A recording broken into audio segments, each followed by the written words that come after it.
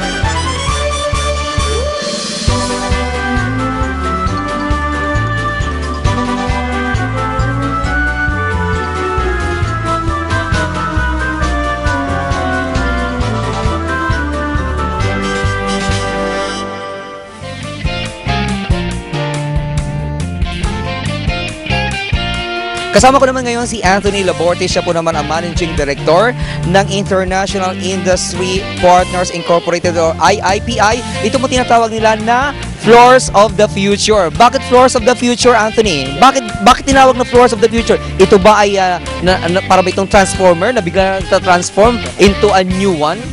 This is actually a new technology na ginagamit natin ngayon. We are moving away from the tiles and all the mga marble, which is an old technology. So we're moving from those to a different, which you have a sample right now. Okay. So ito ang sinasabi nating floor of the futures, ano, na parang kakaiba talaga siya kaysa sa ordinary na floor. Yeah, this is a different than ordinary floor. Okay. Saan ito gawa? This came from Belgium. This one, yeah. From Belgium ito. Pero ano to, mga ano lang to, di ba? Parang mga marbles or something, mga small marbles. Pebbles that's troweled to the floor, and then we put the top coat there to protect all the pebbles. Sakali, like for example, kung ako meron akong bahay na ordinaryo lamang yung semento at ipapagawa ko sa ganito, magkano ang cost? That would cost about 4,000 pesos per square meter. It's a very high-end type of flooring, but it's very different and it's new. Ayan, okay. At ito'y galing ng Belgium. Okay. At ito naman ang tinatawag na parang wall of the future. Okay. Ito naman, pwede ba nating tingnan ng isa? Oo. Yan. Ito ay made of glass. Oo, made of glasses na pinaliit. Ang liliit niya para sa mga puwit ng baso, no? Saan naman ito galing? This came from Belgium as well. Okay. Yeah. Pero medyo mas mahal ito ng konti. Yeah, mas mahal. Nasa mga 4,500 to 5,000 per square meter. Okay. Usually, ano yung mga parokyano, yung customers ninyo? For this, mga casinos, hotels, high-end establishments. Yeah. Bago lang to, parang wala pa sa Pilipinas na ganito. Wala pa sa Pilipinas. Ngayon, ginagamit ng partner namin sa LA, so dun pa lang siya namin. So bago pa siyang technology ngayon. Mga ilang buwan pa lang dito? This is the launching actually of this product over here. Oh, ngayon lang? Oo, ngayon pa lang. Hindi pa namin nagagamit dito sa Pilipinas. Well, bibili ako nito para sa CR ko. Alam mo, kapag meron kang ganito, ay social na social ang bahay mo. Di ba? Ito naman, ito yung for the floors. Yes. Pwede ba natin tingnan ito? Okay. Ito parang ganito lang din, yung ano na natin pinakita, pero parang mas social ito ng konti, no? Actually, they're the same. There's a different aggregates over there. Okay. Doon is puro mga salamin, and then this one naman puro mga resins, small resins. Okay. Yeah. At ito'y lahat galing sa abroad. Yes. Bakit ayaw niyo ng mga ng mga bato mula sa atin? Ang mga bato kasi sa atin, naubos na ng mga ng mga drugista, di ba? Inubos na ng mga drugista ang mga bato sa atin. Joke yun. Oo, kaya wala na, lahat ito imported na. Anyway, Anthony, kung interesado ako o kung mayroong interesado, saan kayo maaaring makontak? Meron ba kayong website? Yeah, you can look us up at www.theiipi.com. That's theiipi.com. Okay, at contact number? 425-3105. Okay, you invite our televiewers na magkaroon na ng panibagong bahay. We're inviting everyone to come over SMX trade show here na beside Mall of Asia. Check out our new floors. It's a new flooring technology. It's called Floors of the Future.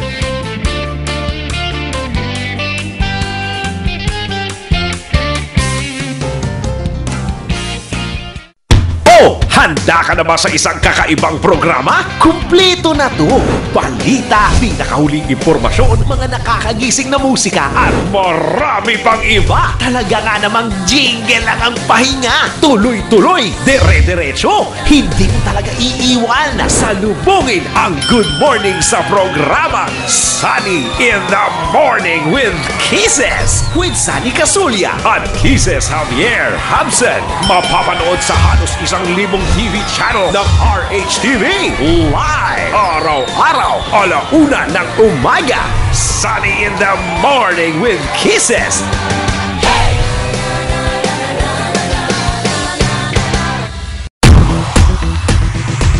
Come baby, dance with me. You gotta leave it all on the dance floor. Leave it on the dance floor. Yeah, baby, follow me. You gotta bring it all, burn the floor. Just burn the floor. Come baby, dance with me. You gotta leave it all on the dance floor. Leave it on the dance Yeah, floor. baby, follow me. You gotta bring it all, show me more. Go Star City, City, let's have some fun. Go Star City, City, anytime, anyone. Go Star City, City's for everyone. Go Star City, City,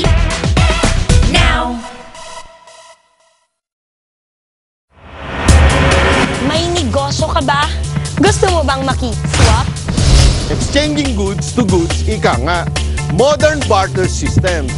Filipino really need an education about the modern barter system which we have introduced here.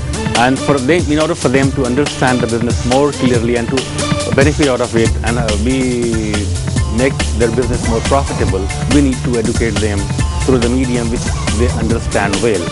Na-introduce na ang ganitong sistema sa Pilipinas panahon pa ng mga Kastila. Pinoy swapping. Barter, negosyo! Tama. Sa palit ng iyong produkto na negosyo mo, iwas lugi talaga.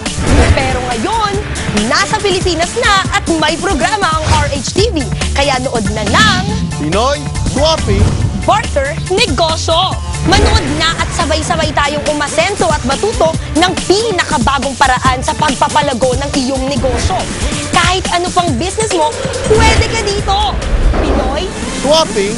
Barter, negosyo!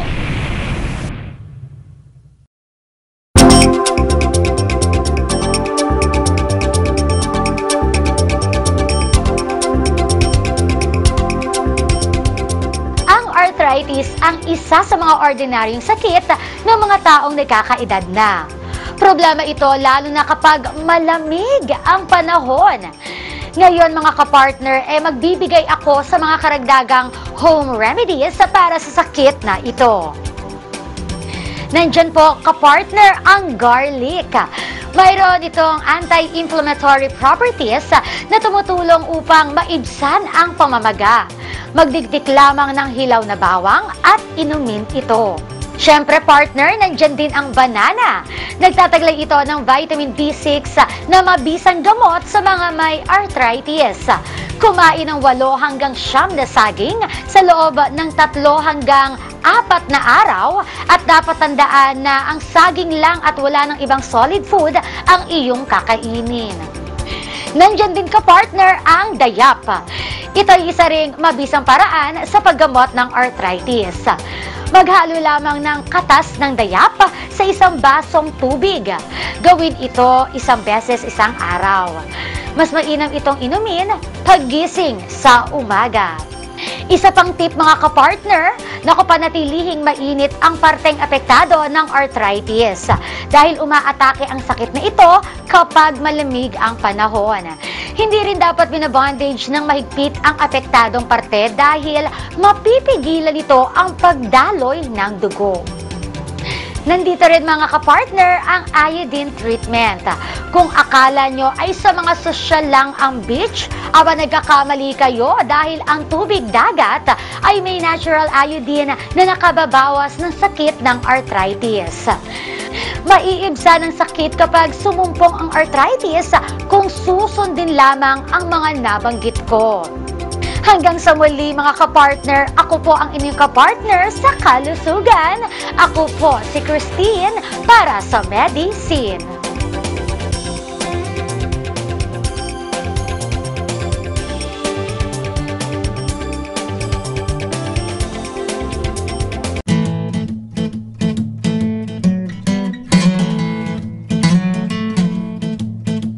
Lumipat naman kami ni Anthony ng pwesto, dahil dito sa kinatatapakan namin o kinatatayuan namin, ito yung isa rin sa mga tinatawag na floors of the future. Anong tawag sa ganito, sir?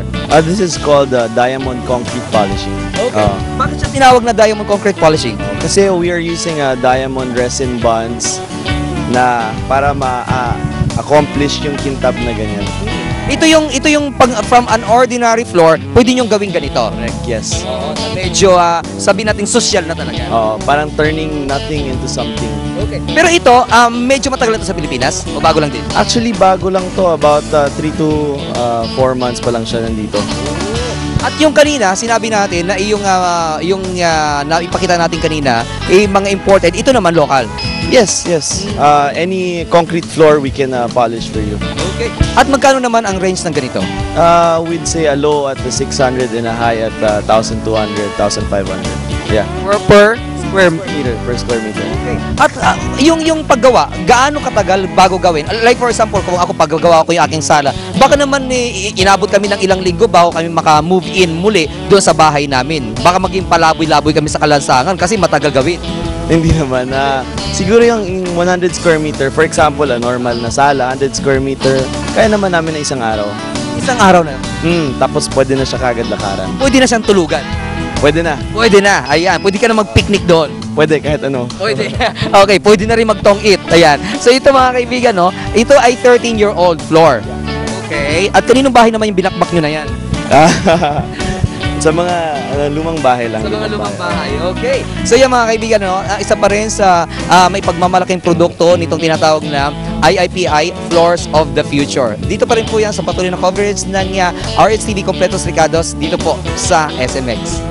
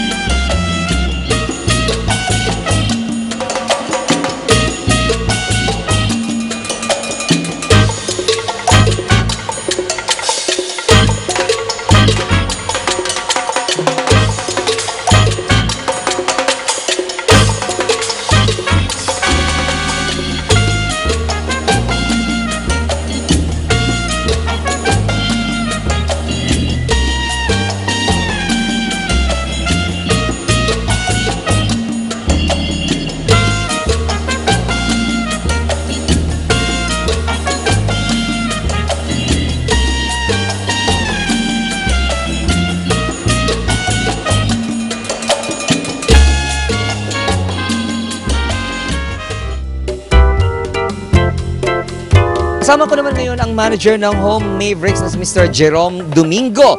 At nakikita nyo ba itong aming inuupuan? Ang dami ko ng inuupuan na napakaganda, no? Napakaganda nitong aking inuupuan ngayon na sofa. Or kung masasabi mo nga mong sofa ito. Sir, magandang araw sa'yo. Good morning. Sir, itong inuupuan natin na ito ay gawa sa ano to? Parang ang ganda eh. Parang hindi siya gawa sa kahoy, hindi siya gawa ng metal. Ano to? Actually, this is made from synthetic fiber or yung mga PVC. That's good for outdoor. So technically, PVC is also like plastic, where it's durable and. Saan siya galing itong mga synthetic na fiber na ito anong tawag sa ito? Synthetic fiber. Saan ito galing? Sa Pilipinas ba o sa ibang bansa? Actually, our synthetic fiber, we produce it already locally here in Cebu. So all our furniture are manufactured in Cebu, but it's world class because we export also outside the Philippines. Tulad ng anong bansa? We have exported sa Europe and sa America. Okay. Sir, ito, magkano ang presyo nitong inuupuan natin ngayon? This seat, we call this the Belize Lounge Love Seat. It costs around 59,000. It decomposes of the cushion, naka-outdoor fabric na siya. So it's good for the outdoor talaga siya. So yung lifespan nito, mga ilang taon? I would say it would last long. I cannot give an example, but it would last probably 5 to 10 years or even more. Depends on the usage. Ayan. At ito naman sir, at itong napakaganda na to na mesa or center table na to, magkano naman ito? This table costs 15,000.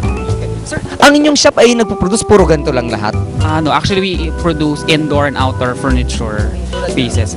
May any furniture for the houses or for offices, for hotels, any furniture we do. Okay. At saan po matatagpuan ang inyong showroom?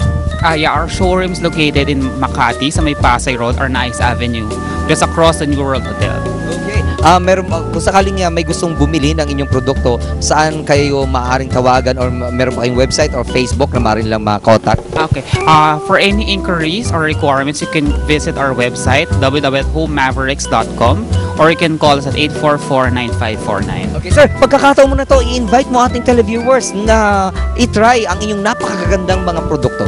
Okay, we're inviting everybody to come visit our showroom in Makati. Yeah, as I mentioned earlier, it's along Pasay Road, Arnaiz Avenue.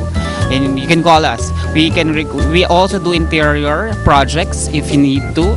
And we also carry Hunter Douglas window blinds if you have requirements. So feel free to visit us. Sir, kung sakaling ako, bago lamang akong move in doon sa aking biniling bahay, at kinuha kong service ninyo, ano yun, magsasuggest kayo sa akin kung ano magandang appliances na maaari kong ilagay doon sa bahay? Actually, what we do, it's a two-way program. So we will interview yung client. Let's say interviewing ka namin kung ano yung kailangan mo.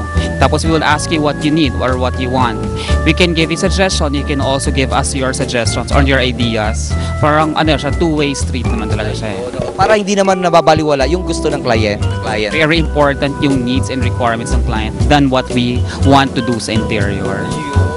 Pero kapag humingi sa inyo ng advice ang client na parang hindi ako sigurado sa kung bibiling ko ano ba maganda, doon na kayo papasok. Yes, actually we will interview the client to know ano yung gusto niya at saka doon kami magsasuggest or propose ng designs for them. At kapag mas maraming kukuning appliances sa inyong furnitures, mas makakamura. Tama ba ako? Yes, we give good discounts, especially to bulk items, or we also give packages if you will get, actually as I mentioned earlier, we do a one-stop shop. So if you will get everything from us, we give a very good discount. At ang maganda dito, ito'y locally made, no? Yes, locally made. That's what we're proud of. Everything's locally made. From indoor and outdoor furniture are locally ours. It's really ours. Okay, so yan mga kaibigan, si Mr. Maverick Domingo, ang manager po naman ng Home Mavericks. Kung makikita nyo lamang, ipapakita namin sa inyo mamaya, ang napakaganda nila mga iba pang furnitures na matatagpuan nyo lamang doon sa ilang showroom.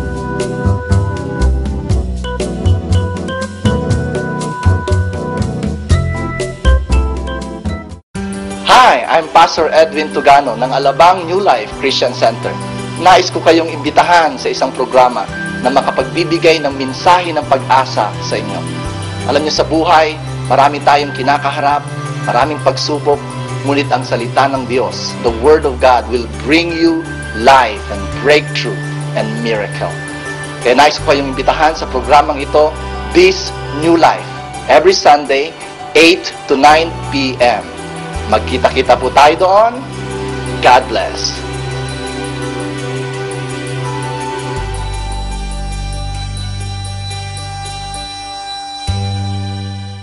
Sa bawat pamilya may masarap magluto. Tama ba ako, Chef? Tama. At siya lagi ang toka sa masarap na pagkain mapa-breakfast, lunch, dinner, kahit merienda. At bawat luto may sikreto, kaya nga ang tawag dyan, specialty! Tama, Mama Rocky. Yung iba nga, may sarili silang tawag sa luto nila. Yung iba, sinusunod sa pangalan nila, parang bongga. Nako, bongga talaga yan. Kami rin, may isi-share ng mga cooking secrets sa'yo, kaya share tayo. Luto tayo para masarap ang buhay. Siya si Rocky Chupeta. Siya naman si Chef Ninay, makisaw-saw na sa aming paglalakbay sa maghanap ng mga bagong style sa pagluluto. Showrap! Magtitikiman na. Ngayong Sabado, alas 12:30, Showrap! Pagkatapos ng eleksyon, ano na ba ang ating aantayin? Pagkatapos ng mga kantahan at awitan sa entablado, ano na ba ang aabangan natin? Pagkatapos ng sangkatutak ng magagandang salita, ano na ba ang titingnan natin? Ano pa? Di matupad ang mga pangako nila. Oras na ng paniningil at ang programang sisingil. Tutok lang sa RH-TV. Sagot sa Bayan. Nagkakalimutan na ba? Ang mga maniningil ng bayan, sina Junior Dennis Antenor Jr., ang panyera ng bayan, Attorney Reyna Seco, at Nino Bonito Padilla. Sagot sa Bayan. Nagkakalimutan na ba? Linggo, alas 9 ng umaga, dito sa RH-TV. Para sa inyong gustong singilin na politiko o mga lingkod bayan sa kanilang pangako, type lang sa inyong mga cellphone, RH, space, ang pangalan ng politiko, space, ang mga pangakong gusto mong singilin, at isend sa 2600.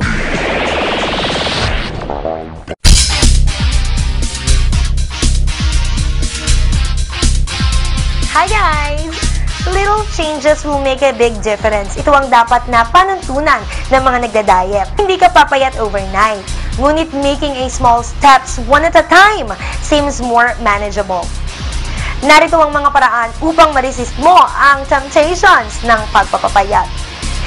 Turn your spoon and fork upside down. Naku, mahirap yan ha.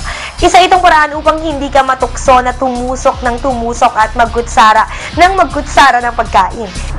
Scooping up food promotes mindless eating. Pace yourself.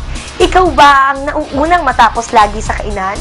Ang ibig sabihin nito ay hindi mo gaanong ninunguya ang iyong food. Masdan kung sino ang pinakamabagal kumain sa iyong mga kasabay and aim to eat ng mas mabagal pa kesa sa pinakamabagal kumain sa inyong grupo. Crunch an apple. Lumalabas sa isang pag-aaral na ang pagkain ng mansanas bago na kumain ng meal ay nakakabawas ng pagkain ng 15%. Thanks to its filling fiber na siyang nagpe-prevent sa'yo from overeating. Maaari ring substitute ang peras at berries. Be smart about leftovers. Isa sa pinakamalakas magpataba ay ang mga tira-tirang pagkain. Ito'y dahil nagiging parte ito ng cleanup ritual. Downsize your cooking upang hindi ka matuksong ubusin ang tirang pagkain. May mga bagay na dapat nating gawin upang maging successful tayo sa ating nais na pagpapayat.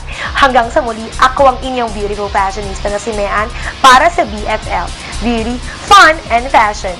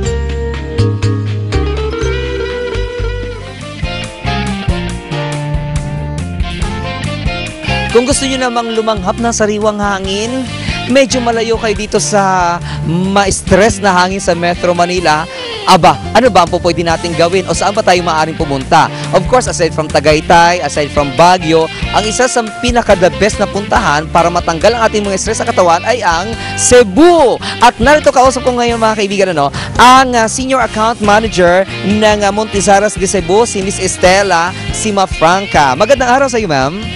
Magandang araw din po. Okay. Ma'am, ilan po ang inyong, kayo po ang binibenta nyo dito sa exhibit na to is lote lang? Lote lang po siya. Okay. At ang lote ay makatatagpuan sa Cebu? Residential resort po siya. It's actually on top of the mountain. Wow! So, ibig sabihin, kitang-kita mo ang mga nasa ibaba mo. Parang feeling mo ikaw ang hari, ikaw ang reyna pag nandun ka sa tuktok ng bundok nakatira. Tama-tama po yan, sir, kasi nakikita po natin ang buong Cebu, Mactan, Mandaue, Talisay, and on a clear day, pati Bohol po. Kitang-kita po yan. Saan po ba located sa Cebu? Itong, in what particular place in Cebu, itong inyong subdivision? Guadalupe po siya, nasa Cebu City. Okay. At ilan po ang inyong subdivision doon? May dalawa po tayong subdivision. Yung isa po, tinatawag nating Peaks. It's located 350 meters above sea level. Tapos yung pangalawa po, tinatawag nating North Ridge, 250 meters above sea level. Affordable naman po ang mga presyo. O kayang-kaya nyo po yan sa presyo po. May cash po tayo, may terms din po, at may bank financing through UCPB. Yan. At syempre, the higher you go, medyo mas mataas din ang konti ang idadagdag. Konti lang naman idadagdag sa presyo. O, konting-konti lang po. Ayan. Okay, ma'am. You invite our televiewers kung saan maaari kayong makontak kung sakaling they're interested to buy a lot in your subdivision. Sa mga televiewers po natin, inaanyayahan po namin kayo na mag-invest po sa Cebu. Kami po ay matatagpuan or makontak sa GenV Development Corporation, developer of Monterrasas de Cebu. At ang telephone number po ay 236-1515. Website. Website www.monterrasasdecebu.com. At ang cellphone ko po ay 0917-632-3290. At maraming salamat po. And you came all the way from Cebu? Opo. Wow! Okay, so congratulations at sana maraming buyer kang makuha dito sa Metro Manila.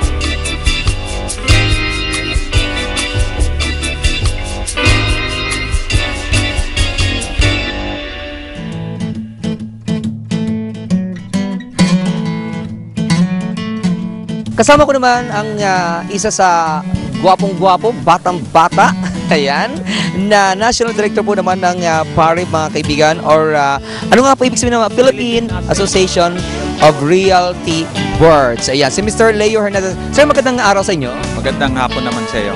Sir, ano po ang tungkulin ng PARIB sa mga ganitong klaseng usapin? Ang PARIB ay isang umbrella organization composed of more or less 50 local boards.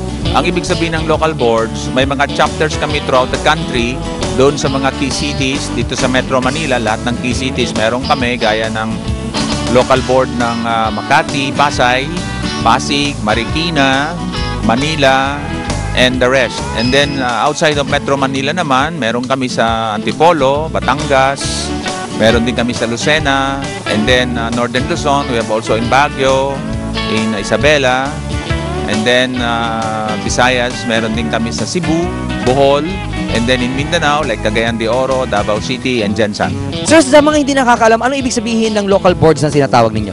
Okay, ang local board is composed of real estate practitioners, yung mga licensed real estate broker under Republic Act 9646. Na ito ay pinaubayan na sa PRC, the Philippine Regulatory Commission, kasi lisensyado na po lahat ng real estate broker. Kasi kung hindi po kayo lisensyado, you'll be penalized po. Ibig sabihin, hindi ka basta-basta makakapagbenta ng mga lupa o condo unit kapag wala kang lisensya. Ganun po ba yun? Tama. Sir, paano, like for example, ako, gusto kong maging isang real estate broker o agent. Paano ako magiging real estate agent? Pag ikaw naman ay gusto maging real estate salesperson, ang tawag namin, which is also part of Republic Act 9646, you have to work under a real estate broker na lisensyado. Pwede naman. So anybody? That's right. Yun nga lang, ang katungkulan mo ay hindi ka pwedeng magpirma, at saka hindi ka pwedeng mag-offer ng mga properties without the approval of the licensed real estate broker. So wala talagang kurso, sir, para sa pagiging real estate agent? Meron na tayo ngayong kurso. Ang tawag ay Bachelor of Science in Real Estate Management. Sa kasulukuyan, 3 eskwelahan na ang nag-o-offer sa Metro Manila, Trinity. Sa Metro Manila, isa pa lang, Trinity, sa Batangas, University of Batangas, at saka sa Cebu, San Jose Recoletos. Ngayon, San Carlos University. At ang Bachelor of Science in Real Estate Management is a 4-year course approved by CHED last year, November 26 of 2011, which will authorize all schools to offer BSREM. That's what we call it. Ay, ibig sabihin talagang bagong-bago talaga ang kurso na ito, sir, dito sa Pilipinas? Bagong-bago, it is an offshoot of Republic Act 9646, which mandated CHED to come out or to come up with a bachelor's degree in real estate management, after which a graduate will take the board exam, just like nursing, dental medicine, architecture, or engineering, and then when one passes it, then magkaroon na siya ng lisensya. Wow! So, kung ako ay may nagbenta sa akin ng lupa o may nagbenta sa akin ng condo unit na wala namang maipakitang lisensya, saan ako maaaring magsumbong, sir? Sa PRC. Sa PRC. Sa inyong grupo, maaari din ba akong lumapit? Pwede rin, pero wala po kaming police power kasi kami po ay association. Ang meron pong police power ay yung government agency, which is PRC. Yun, okay. So napakaganda na hindi pala lahat ay maaaring magbenta kasi napakarami yung pumupunta, maraming mga nag-o-offer na hindi mo naman alam kung ito mga lisensyado. Actually, hindi na tinatanong yun kung lisensyado, hindi, lalo ng mga ordinaryong Pilipino, dapat mo. Tama yon, kasi noon, alam nyo naman, naghahanap buhay tayo at kung ano lang pwede nating gawin ay pwede na. Pero sa ngayon po, because of its professionalization, hindi na po basta-basta. This is also to protect the Filipino people from unscrupulous real estate brokers na yun pala hindi sila lisensyado and wala kang pwedeng ihabol sa kanila. Kaya ngayon, for protection to the consumers, meron na pong lisensya. Sir, doon sa mga gusto maging sales agent ng isang, o maging realty sales agent, ano po ang maibibigay ninyong advice sa kanila? Kinakailangan po, maghanap na kayo ng licensed real estate broker kasi ang licensed real estate broker, pwede po siya hanggang 20 agents na under his name. At bawal sa isang real estate broker o agent rather na mahiyain? Mahiyain ay hindi po pwede sa marketing. Kasi pagka ikaw po ay nasa marketing, dapat po ay talagang ikaw ay mahilig magsalita, kung pwede magpapatawa, at kung pwede makikiusap na bibili sila sa iyo. Sa madaling salita, kailangan mo maging walang hiya. Sir, maraming salamat, sir. Okay, thank you. Maraming salamat din. And more power, and thank you very much for this opportunity.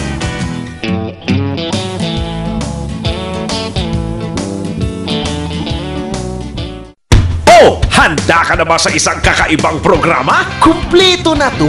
Balita, pinakahuling impormasyon, mga nakakagising na musika, at marami pang iba! Talaga nga namang jingle lang ang pahinga! Tuloy-tuloy, dire-diretso! Hindi mo talaga iiwan! Salubungin ang Good Morning sa programang Sunny in the Morning with Kisses! With Sunny Casulia at Kisses Javier Hansen.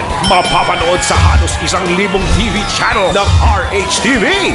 Live! Araw-araw, 1:00 ng umaga. Sunny in the Morning with Kisses.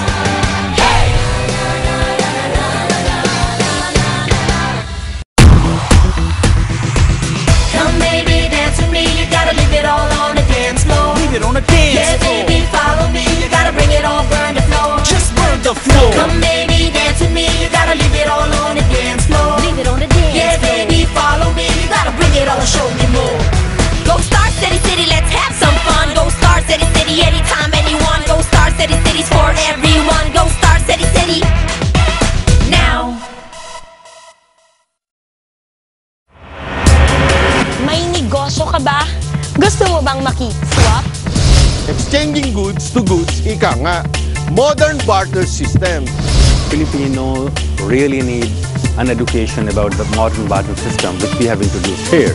And in order for them to understand the business more clearly and to benefit out of it and we make their business more profitable, we need to educate them through the medium which they understand well. Na-introduce na ang ganitong sistema sa Pilipinas panahon pa ng mga Kastila. Pinoy Swapping barter, negosyo. Tama!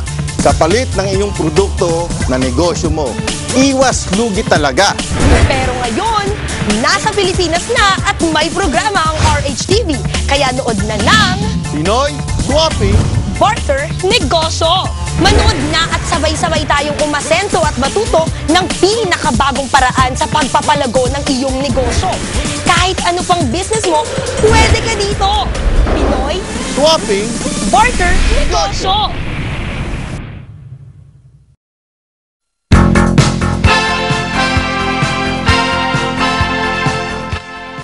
Isang magandang balita na naman ang hatid ko sa inyo. Ito'y dahil isang Pinoy ang humakot ng pinakamataas na parangal sa isang film festival na ginanap sa Hague, Netherlands.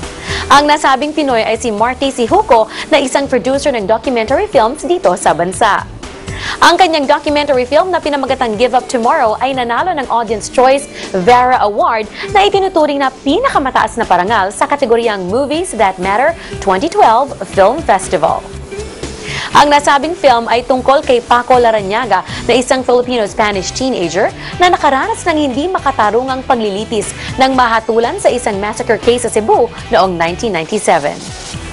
Dahil sa pagkakagawa ng nasabing film, naglabas ng Free Paco Now campaign at ito'y nakatanggap na ng 500 pirma bilang suporta ng mga gustong palayain na si Paco. Talaga namang napakasarap maging Pinoy dahil sa mga ganitong klaseng balita. Kaya naman muling tumutok dito sa segment na nagpapagaan ng ating mga pakiramdam. Ako po si Sugar para sa Good News.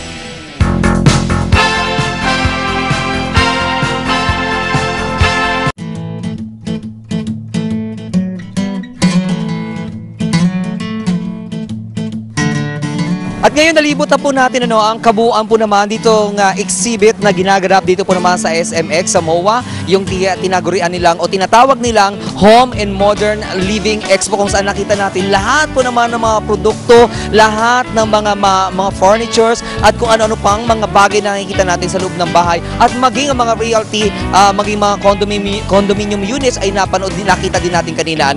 Ngayon ay talaga namang medyo pagod na ako kaya medyo magpapahinga muna ako. Tama na siguro yung aking mga na-interview kanina, At yan pa rin po mga kaibigan, ang patuloy na coverage pa rin po o ang coverage pa rin po ng RHTV sa special edition ng Kompletos Racados dito pa rin po sa Trip Trip lang.